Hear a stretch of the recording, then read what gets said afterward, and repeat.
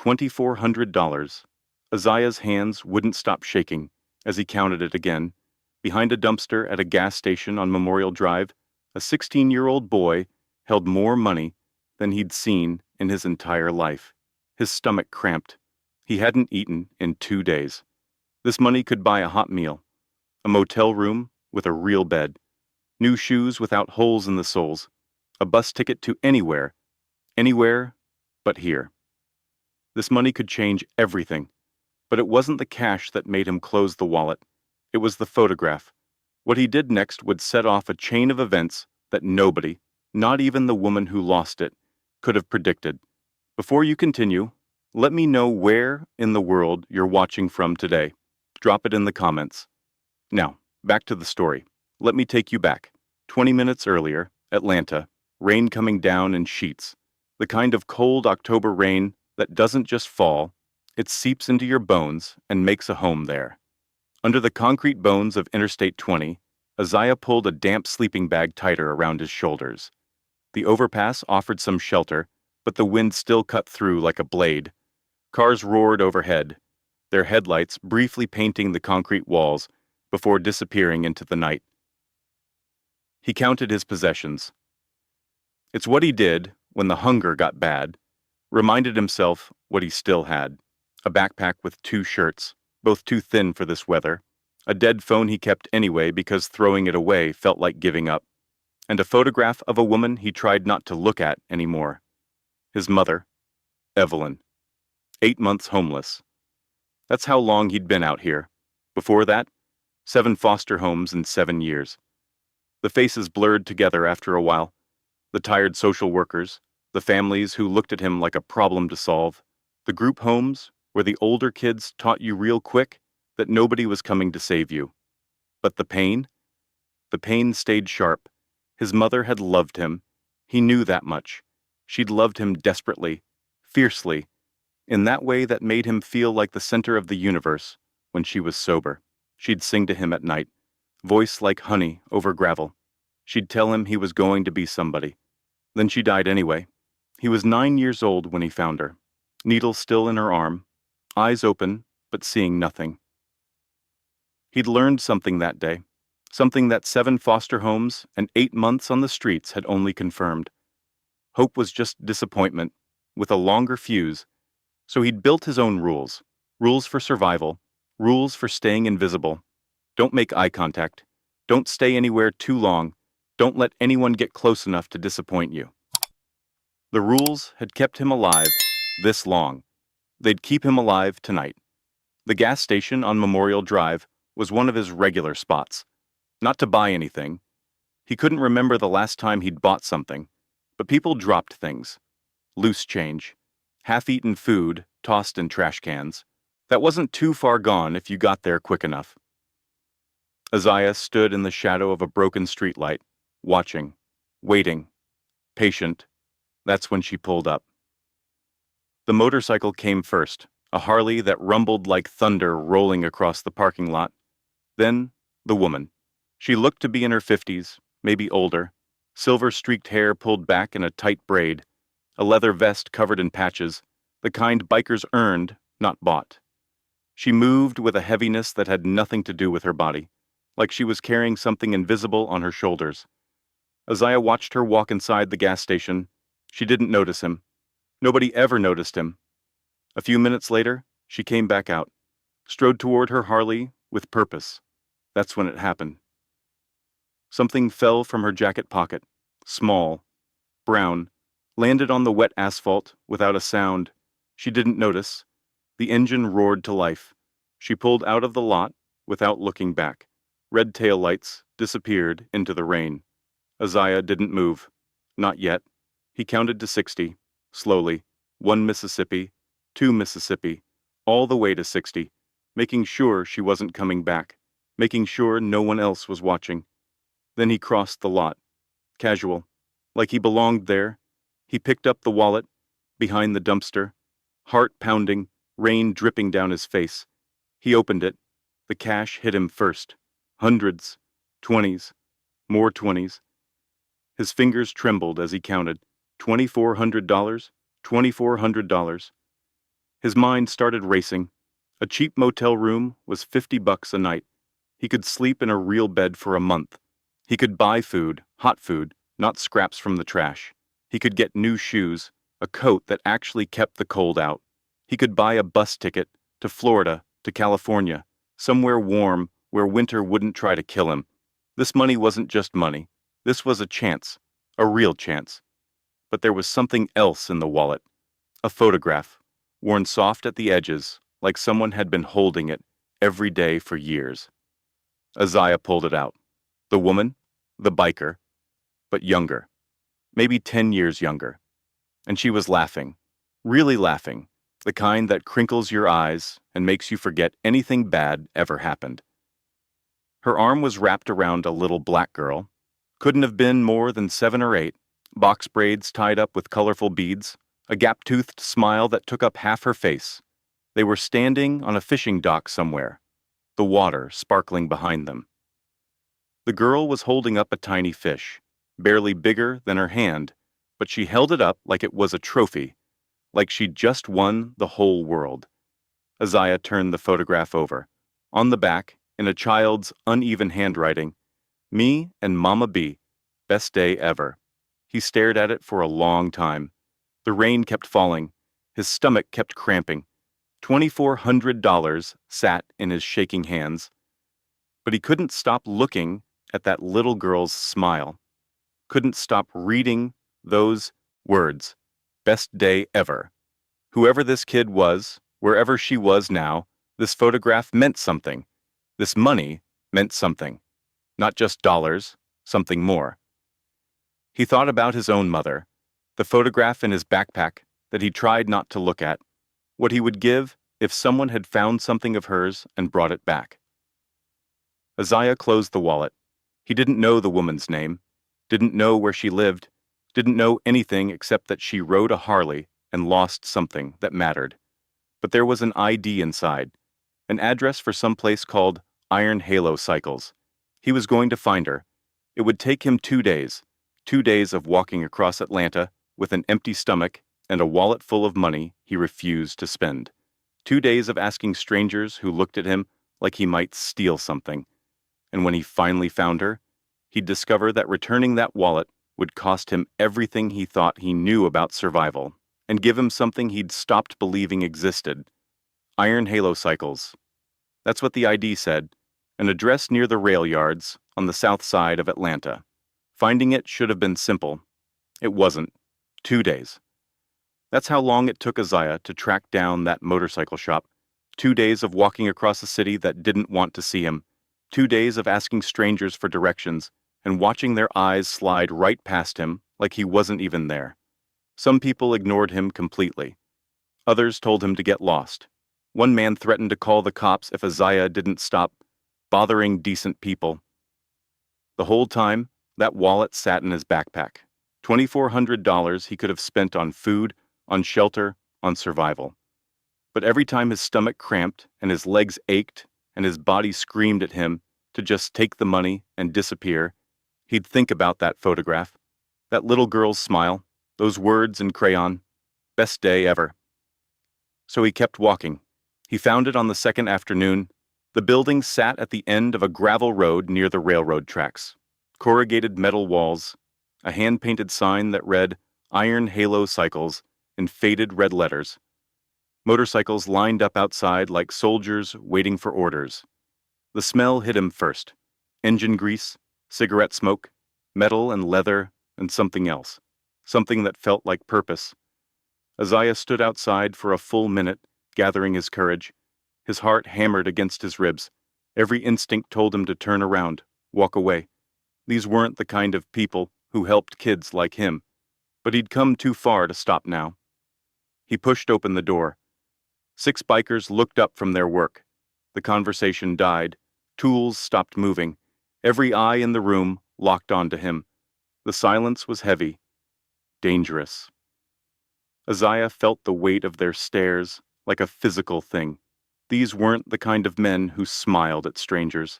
Leather vests, tattooed arms, faces that had seen things and done things and weren't afraid to do them again. Swallowed hard. stood his ground. A woman stepped forward, blocked his path. She was maybe 45, with tattoo sleeves running down both arms and a face like weathered stone.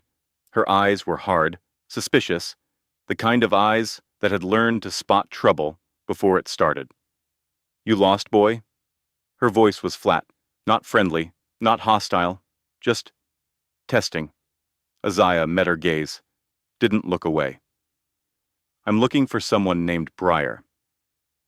The woman's expression didn't change, but something shifted in her posture, more guarded now, more protective. "Why?" "I have something that belongs to her." "What kind of something?" Azaiah hesitated. He could feel the other bikers watching, listening, waiting to see how this played out. "Something she lost," he said carefully. "Something important." The woman, he'd later learn her name was Marjorie, crossed her arms. "A lot of people come through here looking for Bryer. Not all of them have good intentions. I'm not here to cause trouble. That's what they all say." She studied him for a long moment, his worn clothes, his dirty backpack, the exhaustion written across his face. Whatever she saw, it didn't make her trust him, but it didn't make her throw him out either. "Wait here," she said finally. "Don't touch anything." She disappeared into the back of the shop. Azaiah stood perfectly still. The other bikers had gone back to their work, but he could feel them watching him from the corners of their eyes. Ready to move if he made a wrong step. He didn't. When Bryer emerged from the back, Azaiah recognized her immediately. The silver-streaked braid, the leather vest heavy with patches.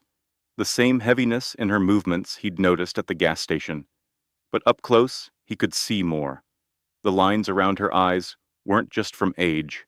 They were from grief. The kind of grief that settles into your bones and never fully leaves. She wiped her hands on a rag as she approached. Her eyes found his and held them. Wary, guarded. The look of someone who had been burned before and wasn't about to let it happen again. "Marjorie says you have something of mine." It wasn't a question. It was a challenge. Azaiah reached into his backpack. His fingers found the wallet. He pulled it out slowly. No sudden movements. Nothing that could be misinterpreted. He held it out to her. Bryer's breath caught. Just for a second. Then her face went carefully blank.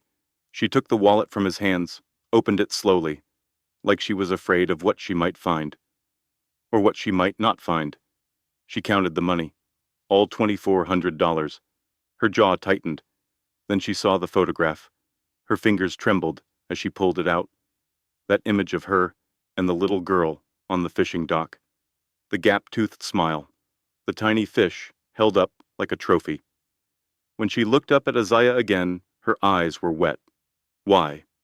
One word, but it held everything. Why bring it back?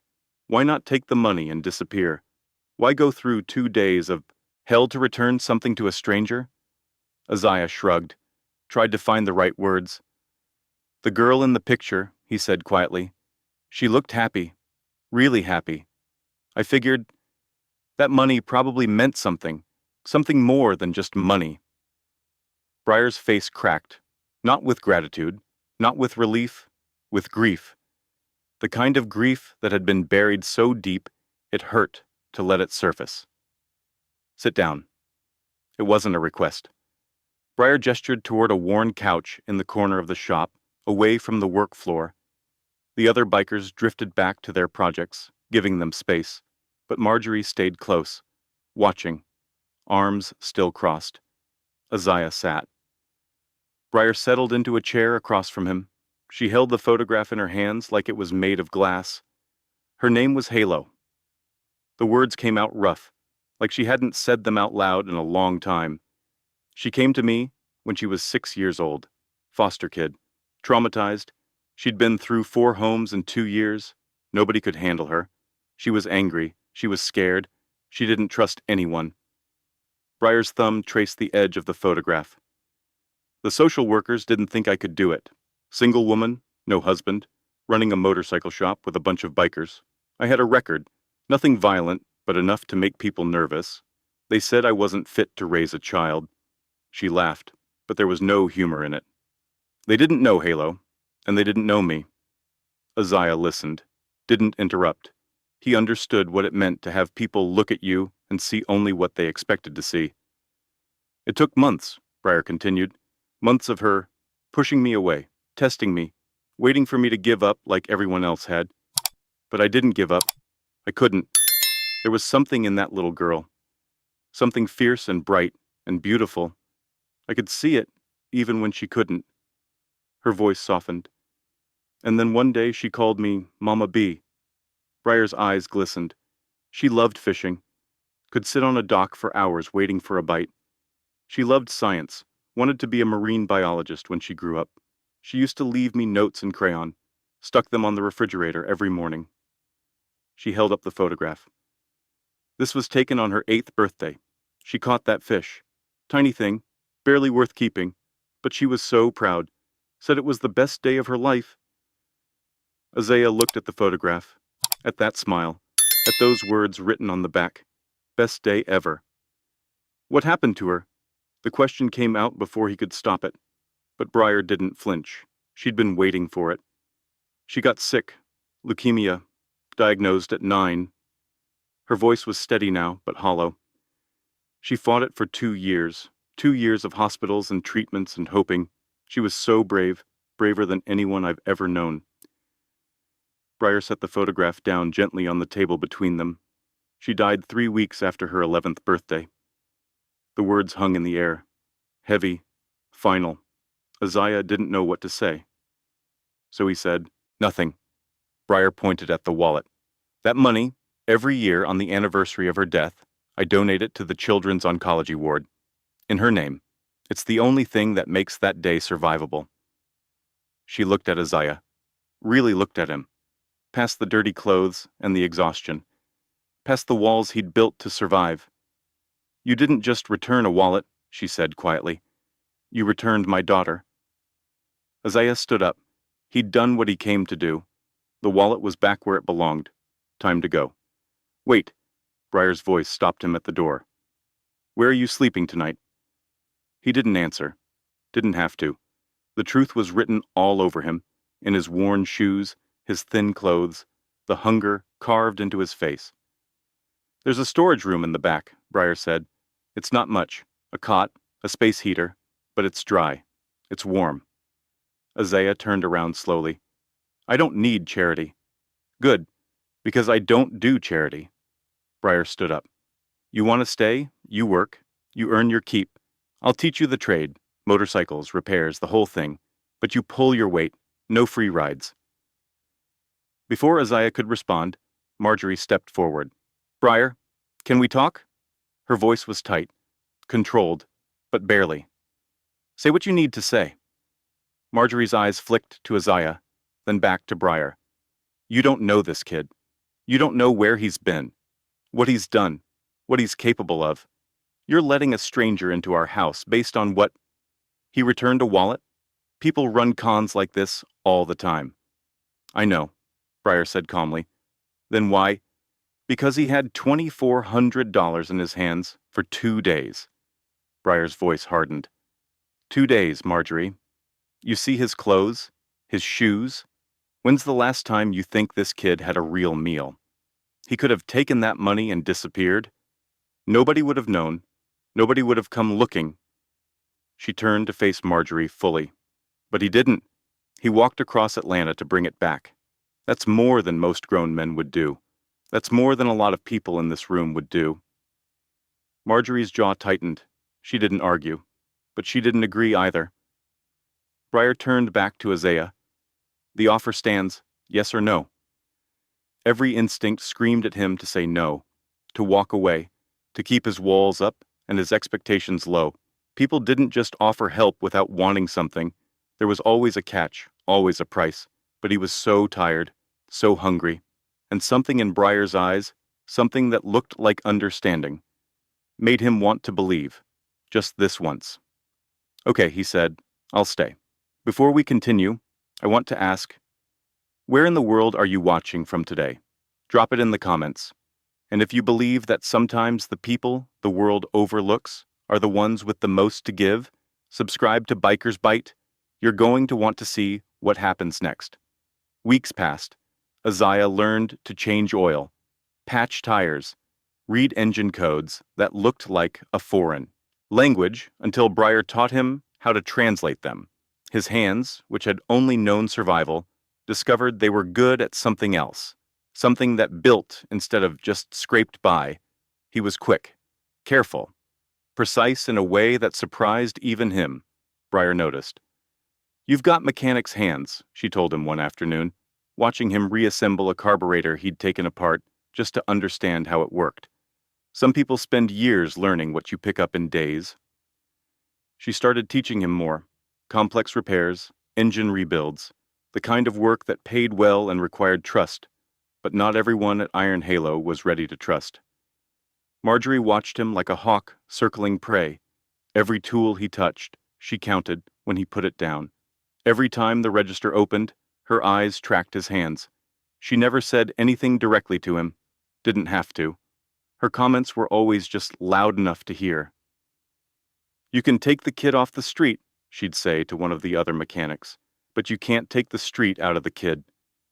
Azaiah heard every word, absorbed them like punches he'd learned to take without flinching. He'd heard worse, much worse, so he kept his head down, did his work, proved himself the only way he knew how, by showing up every day and not giving anyone a reason to doubt him. It almost worked. At night, alone in the storage room, the past always found him. The cot was comfortable enough. The space heater kept the cold at bay. But when the lights went out and the shop fell silent, his mind wouldn't stay quiet. His mother's voice came first, always did, singing to him when he was small, back when the world felt safe and she felt invincible. Voice like honey over gravel, turning simple lullabies into something that felt like a promise. "Hush, little baby, don't say a word." Then the memory would shift, twist into something darker. The group home. He was 11. An older boy named Terrence, who ran the place like his own personal kingdom. The night Terrence caught Azaiah eating an extra slice of bread from the kitchen, the crack of his wrist breaking, the way Terrence leaned in close, breath hot against his ear. "Tell anyone and I'll do worse. You understand me? I'll do so much worse." Azaiah never told. His wrist healed crooked. The fear never healed at all. Then the last foster family, the Hendersons, Mr. Henderson, with his pressed shirts and his church smile and his basement. Discipline, he called it. Left Azaiah down there for 3 days once. No food, no light, just concrete walls and the sound of his own breathing.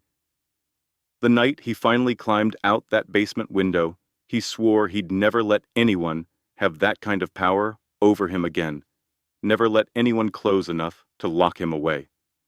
Azaiah woke up shaking, drenched in sweat, the storage room walls pressing in like they were trying to crush him.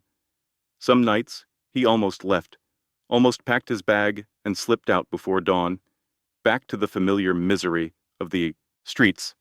At least out there, he knew the rules, knew not to expect anything from anyone, but something kept him anchored, the way Bryer looked at him. Not with pity, not with suspicion. She looked at him like he might be something other than a problem to solve, like he might actually matter. He'd never had anyone look at him like that before. So he stayed, night after night, even when the nightmares came. One afternoon, Azaiah went looking for Bryer to ask about a repair. He found her in the small office at the back of the shop, sitting at her desk, completely still. She was staring at something. Didn't hear him come in. On her desk sat a framed photograph. Halo. That same gap-toothed smile. Those same bright eyes. Azaiah stopped in the doorway. He should leave, give her privacy, but something held him there. "She would have liked you." Bryer's voice was soft. She still hadn't turned around. "Halo." She was always rooting for the underdog. Used to bring home stray cats, injured birds, anything that needed help. Drove me crazy. I'd tell her we couldn't save everything, and she'd look at me like I'd just said the sky wasn't blue. She laughed quietly. The sound held more pain than joy. "She had your eyes, you know. That look, like you're waiting for the next bad thing to happen, like you know it's coming, and you're just trying to be ready when it does. Azaiah didn't know what to say, so he said nothing. Bryer finally turned to face him. Her eyes were dry but heavy with something he recognized. You're not a stray, Azaiah. You're not a project. You're not some broken thing I'm trying to fix to make myself feel better. She stood up, walked toward him. You're a kid who got dealt a bad hand and played it with more integrity than most adults I've ever known. Don't let anyone tell you different.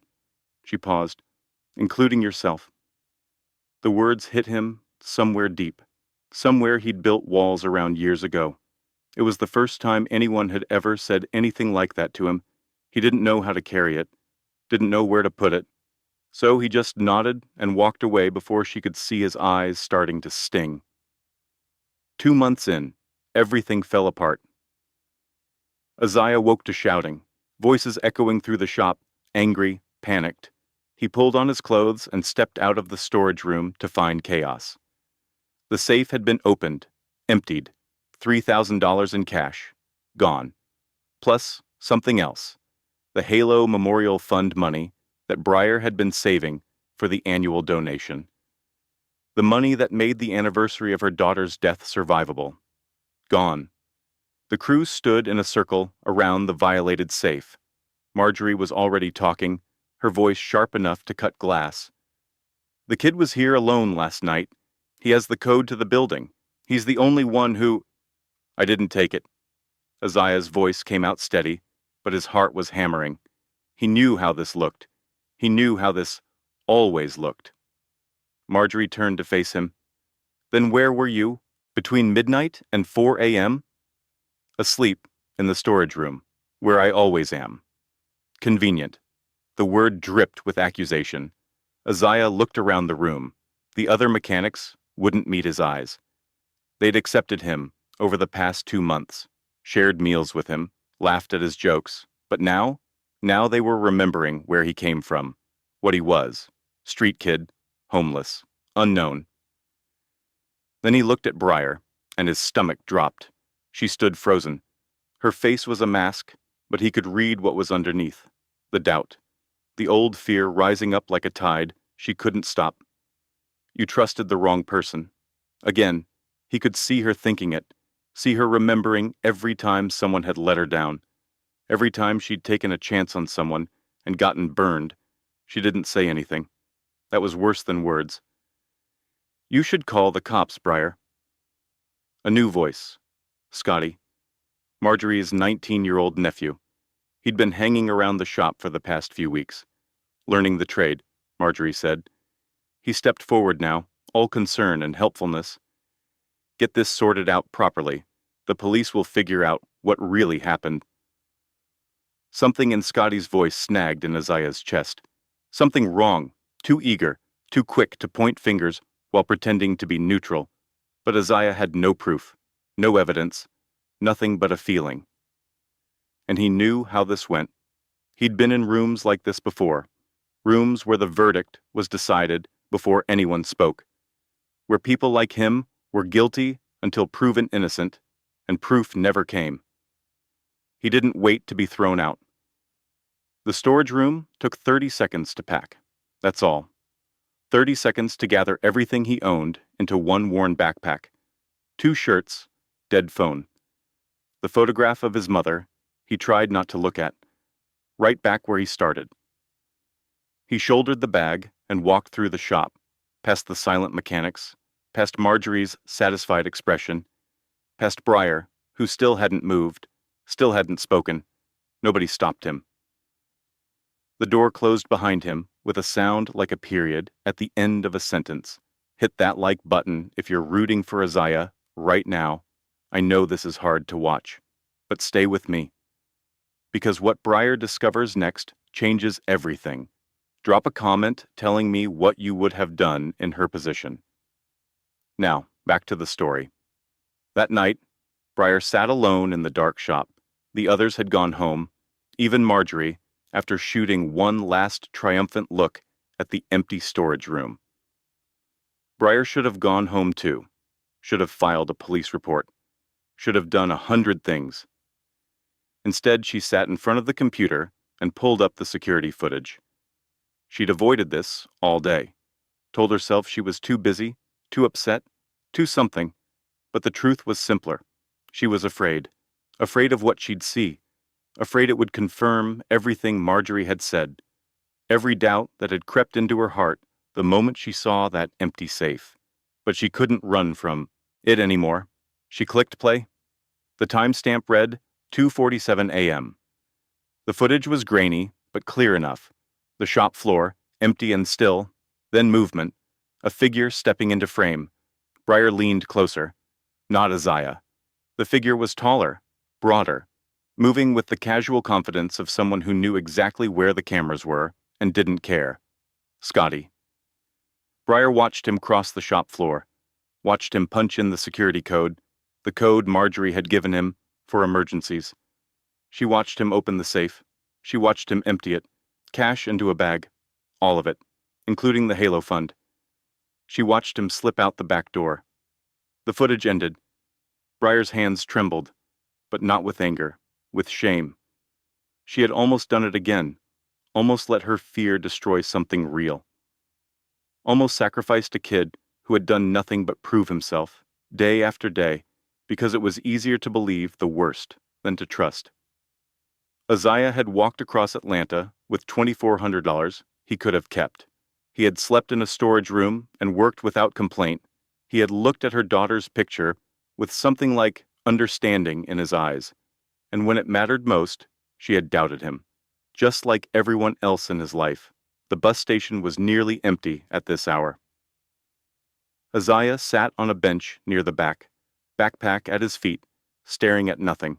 He had enough money saved from the odd jobs Bryer had paid him to buy a ticket somewhere. He just hadn't figured out where. Did it matter?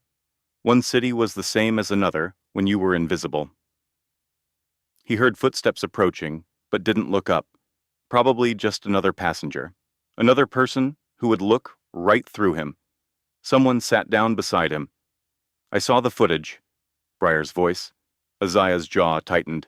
He still didn't look at her. Good for you. It was Scotty, Marjorie's nephew. He had the code. He took everything. Bryer's voice cracked. I'm sorry. I should have believed you. Yeah. The word came out flat. Hard. You should have. Silence. The bus station hummed around them. Announcements over the PA. The rumble of engines outside. I'm not asking you to forgive me, Bryer finally said. I haven't earned that. I'm asking you to give me a chance to earn it. Come back, please. Azaiah finally looked at her. Her eyes were red. Her shoulders slumped with a weight he recognized. Why should I? Because I made a promise to a little girl a long time ago. Bryer's voice was rough, barely holding together. I promised her I'd do better, that I'd be someone worth believing in. I broke that promise today. I broke it the moment I looked at you and let myself doubt. She took a shaky breath. But I don't want to stop trying. I can't stop trying. Not when it matters this much. Azaiah studied her face, looking for the lie, the angle, the catch. He didn't find one. He picked up his bag slowly, stood up. If you ever doubt me like that again, he said quietly, I'm gone. No second chances. No explanations. I walk, and I don't come back. Bryer nodded. Fair. I mean it. I know you do. They stood there for a moment, two broken people trying to figure out if they could trust each other to not break further. Azaiah turned toward the exit. Bryer fell into step beside him. The confrontation happened the next morning, in front of everyone. Marjorie walked into the shop, expecting another day of quiet satisfaction. What she got was Bryer standing in the middle of the floor with a laptop open on the workbench. We need to talk. Something in Bryer's voice made the whole shop go still. About what? Marjorie crossed her arms, defensive. Bryer turned the laptop screen around, the security footage, Scotty's face, clear as day, emptying the safe. The color drained from Marjorie's face. There has to be an explanation. He wouldn't. He did. Bryer, listen to me. He's my sister's kid. He's been through a lot. Maybe he was desperate. Maybe. Stop. Bryer's voice was ice. You spent 2 months tearing down a 16-year-old kid who had done nothing wrong, counting tools every time he touched them, making sure he heard every comment about how he couldn't be trusted. And the whole time, you were protecting the actual thief. Marjorie's mouth opened, closed. He's family, she finally managed. I was trying to protect him. No. Bryer took a step forward. You were trying to destroy a kid who had nowhere else to go, a kid who walked across this city to return something he could have kept. You looked at him and saw what you wanted to see, someone to blame, someone who was easy to throw away. Her voice hardened into steel. Get out. Don't come back. Marjorie looked around the shop, looking for support, finding none. The other mechanics wouldn't meet her eyes, the same way they hadn't met Azaiah's yesterday.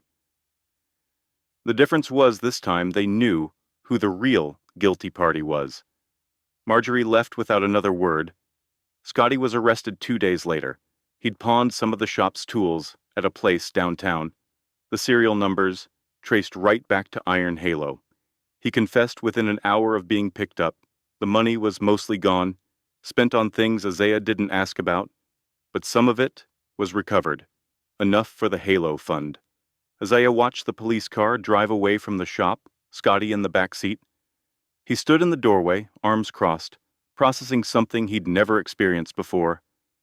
Someone had fought for him, not just believed him, fought for him, in front of everyone. Risked a friendship, made an enemy, chose him. It felt strange, like wearing clothes that didn't fit yet, like walking into a room and being surprised to find it was actually his. Bryer appeared beside him. How does it feel? She asked quietly. Azaiah considered the question. Weird, he admitted. Good weird, but still weird. Bryer nodded. Yeah, I remember that feeling. They stood together, watching the empty street, not talking, not needing to. Something had shifted, something neither of them fully understood yet. But whatever came next, they'd face it together. 1 year later. The anniversary of Halo's death fell on a Thursday. Overcast sky. The kind of quiet gray morning that felt like the world was holding its breath.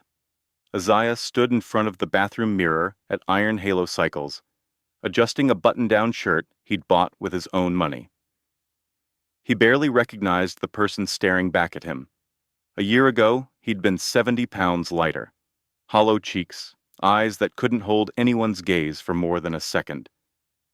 A body that had learned to fold in on itself, to take up as little space as possible, to disappear.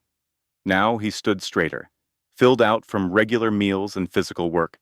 His shoulders had broadened, his hands, once desperate and searching, were calloused from honest labor. But the biggest change was in his eyes.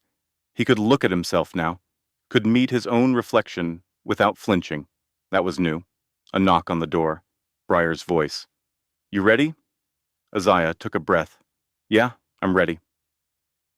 The Children's Hospital sat on the north side of Atlanta, glass and brick, a building that held both the worst days and the best days of countless families. Azaiah had never been inside. Bryer had told him about her annual visits. The donation, in Halo's name, to the oncology ward, the kids she'd meet, the staff who remembered her daughter, but she'd never asked him to come along, until today. They walked through the automatic doors together. The smell hit him first, that particular hospital scent of antiseptic and hope and fear all mixed together. Bryer moved with purpose, navigating the hallways like she'd walked them 1,000 times. She probably had. A woman met them outside the oncology ward, mid-40s, kind face, the kind of tired that came from caring too much for too many people. Bryer. She pulled her into a hug. It's good to see you. Charlotte, this is Azaiah. Bryer stepped back, gesturing. The one I told you about. Charlotte turned to him with a warmth that felt genuine. I've heard a lot about you, all good things. Azaiah shook her hand, not quite sure what to say. Nice to meet you. Charlotte's a social worker here, Bryer explained. She helped me set something up, something I wanted you to see. They followed Charlotte down the hall to a small conference room. On the wall hung a banner, fresh, new, The words printed in bold letters: the Halo and Azaiah Fund, scholarships for foster youth and homeless teens pursuing trade certifications. Azaiah stopped walking. His name, right there, next to Halo's, on something permanent. What? He couldn't finish the sentence. Bryer stepped up beside him. Her voice was steady, but her eyes glistened. When you returned that wallet, you changed something in me. You reminded me why Halo mattered, why her memory had to be more than just grief. She turned to face him fully. I've been saving for this all year, working with Charlotte to set up the paperwork. This fund will help kids like you, kids aging out of foster care, kids on the streets, get training in the trades, mechanics, electricians, plumbing, skills that give people a real shot at a real life. Azaiah stared at the banner. His name, in permanent letters. This isn't charity, Bryer said quietly. This is legacy, yours and hers, together. He didn't trust his voice, so he just nodded. Charlotte smiled. The first scholarships will be awarded next month. We already have 20 applications. 20 kids, 20 chances, all because a 16-year-old boy had chosen to return a wallet instead of keeping it. Azaiah looked at Bryer. She was watching him with that expression he'd come to know. Pride, hope, love. It still felt strange to be looked at that way, but it didn't feel wrong anymore. After the tour, after meeting the staff, after seeing the oncology ward where Halo had spent her final months, Bryer asked Azaiah to walk with her. They found a quiet bench in the hospital garden, a small space with a few trees and flowers, a place for families to breathe when the walls inside felt too close. Bryer sat down, reached into her jacket. She pulled out the wallet, the same worn leather wallet that had started everything, the one Azaiah had found in a gas station parking lot over a year ago. I want to show you something, she said, something I've never shown anyone. She opened the wallet, pulled out the photograph of her and Halo. That same image, the fishing dock, the gap-toothed smile, the tiny fish held up like a trophy. Turn it over. Azaiah knew what was on the back, the words in crayon. Me and Mama B. Best day ever. Now look behind the photo. There's a hidden pocket. Azaiah's fingers slid along the edge of the photograph. He felt it, a small fold in the wallet's lining, a secret compartment. Inside was a piece of paper, folded small, soft with age, like it had been held 1,000 times. Open it, Bryer whispered. Azaiah unfolded the paper carefully. The writing was uneven, a child's handwriting, purple crayon. He read it. Dear Mama B, when I go to heaven, don't be sad forever. Find someone who needs a mom like I needed you. I don't want you to be alone. Love. Halo PS. If they like fishing, that's a bonus. Azaiah couldn't breathe. The words blurred. His hands shook. Something cracked open in his chest. Something he'd kept locked away for years. She wrote that the week before she passed. Bryer's voice was thick, breaking. She made me promise to keep it with me always. I've carried it every single day since. She reached out, took his hand. And I think... She stopped, composed herself, started again. I think she sent you to me. Azaiah looked at her. Tears were streaming down Bryer's face now. She wasn't trying to hide them. That day at the gas station, you could have taken that money and disappeared. You could have survived another month, maybe longer. Nobody would have blamed you. She squeezed his hand. But you didn't. You walked across Atlanta to return a photograph of a little girl you'd never met. And I think somehow she knew you would. Azaiah looked down at the letter. Those purple crayon words. Find someone who needs a mom like I needed you. Halo had been gone for years, but she'd reached out from wherever she was and found him. Found them both. He folded the letter carefully, handed it back to Bryer. You should keep this, he said, his voice rough. Bryer shook her head. I want you to have it. So you never forget, you were chosen, Azaiah. Not by accident, not by luck, by love. Stories like Azaiah's remind us why we do this. If this touched your heart, share it with someone who needs to believe in second chances. Subscribe and hit the bell so you never miss a story. Because every view, every share, every comment helps us prove that the world still has room for unexpected heroes. Now, let me show you where Azaiah is today. 3 years later, Azaiah is 19 years old. He has his GED, a mechanic's certification, a small apartment above a laundromat on the east side of Atlanta. It's not much. One bedroom, a kitchen barely big enough to turn around in, a window that looks out over a parking lot. But it's his. His name on the lease. His furniture, bought piece by piece with money he earned. His space, where nobody can lock him in or throw him out. He still works at Iron Halo Cycles, not as a charity case anymore, not as a project or a stray or someone to be watched, as family. The other mechanics respect him now, ask his opinion on complicated repairs, trust him with the expensive jobs that require precision and care. Bryer calls him her right hand. She's started stepping back a little, letting him take on more responsibility. Not because she's tired, because she's proud. Life isn't perfect. Some nights the old dreams still come. His mother's voice, the basement, the broken wrist that healed crooked. But he's learned to wake up from those dreams and remind himself where he is. Safe, valued, home, the shop, late afternoon. Golden light slants through the garage doors. The smell of engine oil and warm metal hangs in the air. Classic rock plays softly from a radio in the corner.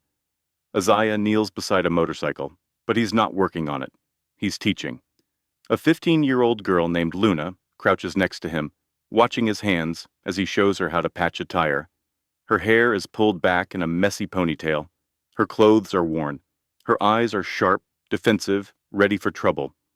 They found her last week, sleeping in the alley behind the shop, curled up against the dumpster, like she was trying to disappear into the wall. Bryer had spotted her first, brought her inside, offered her food and water and a place to sit.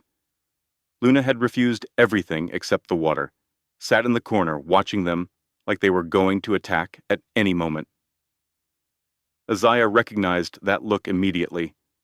The look of someone waiting for the next bad thing to happen.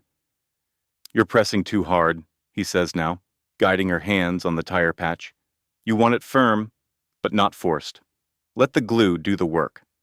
Luna adjusts her pressure, frowns in concentration. "Like this? Better. Now hold it for 30 seconds. She holds, counts under her breath. When she releases, the patch stays secure. "I did it." A small smile. Surprised, like she's not used to things working out. "Yeah, you did." Azaiah hands her a rag to wipe her hands. "Tomorrow, I'll show you how to check brake pads." Luna's eyes light up, just for a second. Then she catches herself, pushes the excitement back down. He knows that move too. "Hey," he says, "I know you don't trust this yet. I know you're waiting for the catch, the trick, the part where everything falls apart." She looks at him, defensive walls going up. "I waited for that too," he continues, "for a long time. And here's the thing, sometimes it did fall apart. People let me down, people doubted me. But I found people who didn't, people who fought for me, even when I couldn't fight for myself." He gestures around the shop. "This place? It's not perfect, but it's real, and there's room for you here, if you want it." Luna doesn't respond, doesn't have to, but something in her posture shifts, just slightly, a crack in the wall. It's enough for now. Bryer watches from the doorway, coffee cup in her hands, warm smile on her face. Behind Azaiah and Luna, on the wall of the shop, hangs a framed photograph. Not the old one of Bryer and Halo on the fishing dock.